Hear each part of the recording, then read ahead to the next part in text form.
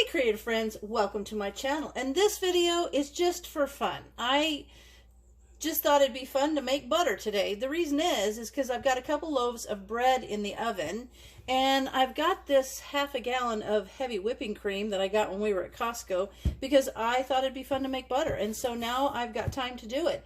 I've got two ways that I'm going to do this. I'm going to do some in my KitchenAid mixer using the whip beater attachment, and I'm going to do the butter in here. But also, a long time ago, I got one of these Kilner butter churners, and so I'm going to do that too. And you can see it still has all the information in it. I have not even opened it. So for this video, I'm going to make butter in my little churner and in my KitchenAid, and it's just for fun. So I've got my KitchenAid all washed up and ready to go, but I need to open this up and wash all the parts, and as soon as that's done, I'll bring you back and we'll make some butter. It'll be fun. Now I have my Kilner butter churn all cleaned and done, and I actually put the cream in these two containers and did not realize that I didn't turn my camera on. So what I've got here is in my KitchenAid, I've got 2 cups of the heavy cream, and you want to let that come kind of to room temperature. You don't want to do it straight from cold. It just will work quicker and better if it's not as cold. And I have 10 ounces, which is 1 1/4 cups in my little Kilner churn. Now don't lift this up by this because this top doesn't screw on. It just sets in the neck of the jar, and so you don't want to lift it up like that because it could be a problem. So I'm going to turn my KitchenAid on to low. I've got my splatter guard in case it looks like it's going to splatter when I turn it up. So I'm going to let that go for a couple minutes. Meanwhile, I'm going to turn my little Kilner so you can see that spinning around. Let me see if I can kind of pull it up there. You can kind of see how that paddle turns in there. So while I'm doing this just to get things started, I'll tell you a couple things. Now this, just being straight cream, is going to be unsalted butter. But if you want to salt it, basically, I wrote it down so I make sure that I don't get it wrong. For 2 cups of cream, you'll put in about a ½ teaspoon of salt. Fairly salty butter is what you'll end up with there. If you want it lightly salted, put in about a ¼ teaspoon, and that will make your lightly salted butter. Now, this is really cool. You don't want to put the salt in now. You want to put it in like after you made it, after the butter has been made and rinsed and everything, then you kind of knead the salt in. Now if you wanted to make salty butter and then freeze it in little ice cube trays, that's really cool to use for peanut or for popcorn. That would be a great way to use salted butter. And then, you know, you could separate it in your freezer because it'll keep about 6 months in the freezer. It'll keep 2 to 3 weeks in your fridge. You can also do things like add herbs, or add cinnamon, or brown sugar and cinnamon, or honey, and make flavored butters. So that's really cool. So now what I'm going to do is I'm going to let this go for just a couple of minutes, and then I will come back to you. I'm going to give it 2 minutes, and we'll come back and see what condition we're at. All right, I've got my churn going, and I can tell my churn is spinning a lot faster than my KitchenAid. So I'm going to put this splatter guard on just in case, and I'm going to turn that up to the next level on there. So I'm going to let this go a couple of minutes. I'll do a little timer, and then I'll come back to you, and we'll see the next stage.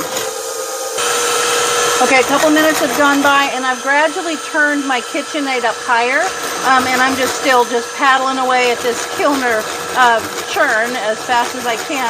But the KitchenAid is turned up a little bit higher, and I'll let you see how it's starting to whip up there. See that? So we're just going to keep letting this go. Now this entire process should take about 10 minutes before we've actually created butter. So I'll just keep letting it go, and I'll come back to you when I see the significant change.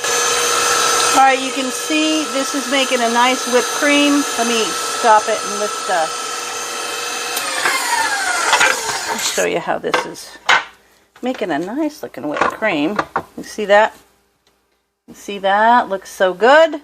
But I'm going to keep that going. And now the little Kilner hand mixer, or butter churn, the hand churn, it has created a beautiful whipped cream. This is actually going a little faster.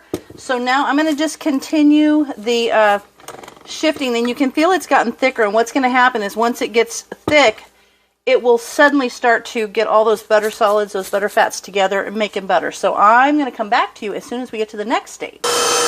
All right, see how that is? I don't even need this splatter guard now. That's almost turning to the butter stage. So you see how that's going? It's going to start separating out the buttermilk from the butter fats. And when you see the white liquid and the yellow clumpy butter, then you've made butter. So here's how this little guy's coming along, about the same stage. So we'll just keep working at it. All right, that is still working, and you can see it's really starting to break down. This has been 8 minutes, and then I want to show you inside of that jar. You can kind of see how the buttermilk is separating out.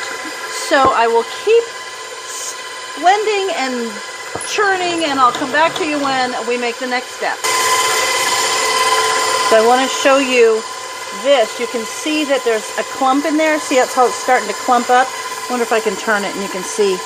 See how that's really clumping up in there? And you can see in the mixer as well how it's starting to clump. And I will scrape that down off the sides, but you can see the buttermilk forming in the bottom. So let me scrape that down off the sides and get the rest of this worked in there so that it can separate out. And the buttermilk, I'm going to keep that because that's buttermilk for like buttermilk pancakes and stuff. So awesomeness that you get two products, your butter and your buttermilk, when you do this. I can't wait to try it on my homemade bread. All right, so we're going to keep working on this, and I'll be back in a few minutes. All right, my little kilner is done. Look at the butter in there. See the butter coming out?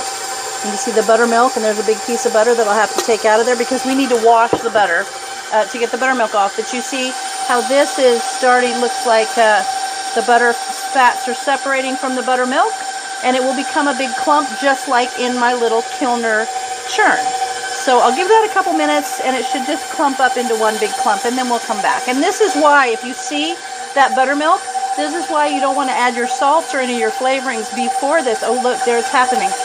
You don't want to add your salts or any flavorings before this because it'll all just get washed out into the buttermilk. And you don't want salty buttermilk. So, look, that's almost done. And I will give it a second, and then I'm going to separate it out and set up with my ice water so that I can wash the buttermilk out of the butter. So we'll be right back. So that looks like my butter is done. Now what I'm going to do is I'm going to drain the buttermilk off into a measuring cup so that I can keep that in the fridge and use it for pancakes and stuff. And then I'm going to take this butter and the butter in my churn, and I'm going to combine it. And then I'll show you how you use ice water to make sure that all the buttermilk and things, it's just the butter that's left with you. So hold on, let me get this out of here. Now I'm on my third rinsing. I've already done a second rinsing, and the water got a little cloudy, so I've rinsed it out and it got clear water, new water. And now this is maybe one more rinsing because it's not quite as clear as I would like. So I'm going to give it a little bit more rinsing, one more go, and then I'll come back until this water is clear. So this water, now this is the final rinse because the water is staying real clear. So now what I'm going to do is I'm going to set this aside, and then I'll come back to you and show you how to package it up. So here is how you can store your butter. First of all, I have a butter bell, and one of these they're very cool because you can leave your butter out on your counter and it will keep it soft and spreadable. But if you don't know what a butter bell is, it's usually a container, and it will have this bell-shaped container inside. You put the butter in that, and inside of this container there's water, and this one even has like a fill line. You change that water every day. But when you turn your butter upside down, it actually goes in past the water, and that creates like an air lock so that there's like no air can get in there, and it keeps your butter fresh.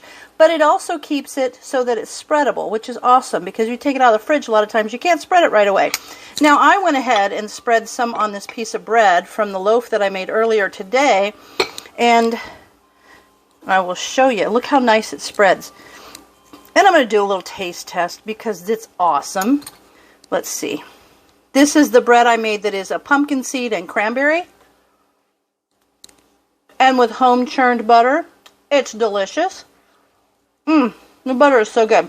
So I will store the butter that I'm using every day right there in my little butter churn, right by where I do most of my work. And the other part, now I could make a whole bunch of butter and make a whole bunch of these little sticks of butter. And what I do is I kind of shape it the same size as a regular stick of butter. And you can weigh it if you want to have like half pounds, like a regular stick of butter would be. I think they're a half pound, aren't they? No, they're quarter pound. Anyway, you can weigh it to however heavy you want it. And then I take parchment paper and I cut it at the corners like this so that you can kind of take the parchment paper a little bit, shape it a little bit, slide that parchment paper up over the edges. And this has been out, so it's getting soft. It needs to get in the fridge. Now, there you go. So, there you have your wrapped butter. Now, this can go in the fridge for 2 to 3 weeks. It can go in the freezer for like 6 months. If you do a bunch of butter, you could do a bunch of these little sticks of butter, freeze them, and then just put them in a zipped top bag in your freezer, and then you can grab a stick of butter whenever you want it. But here's the other cool thing. I've got nearly a pint of buttermilk that I can use for all kinds of recipes. I can use it for pancakes or buttermilk biscuits or all kinds of stuff. And if you like these little silicone lids, these are super cute. You can actually get those at down at the bottom of my description to my Amazon affiliate site. They have these, and they come in green or red, and they're little silicone lids that you can pop up. And this is a regular size. They also have wide mouth. So there you have it. Homemade, home-churned butter that you can salt to your own flavor. You can add flavors. You can do all kinds of amazing things. But, as always, thanks for watching, and I'll see you in my next video.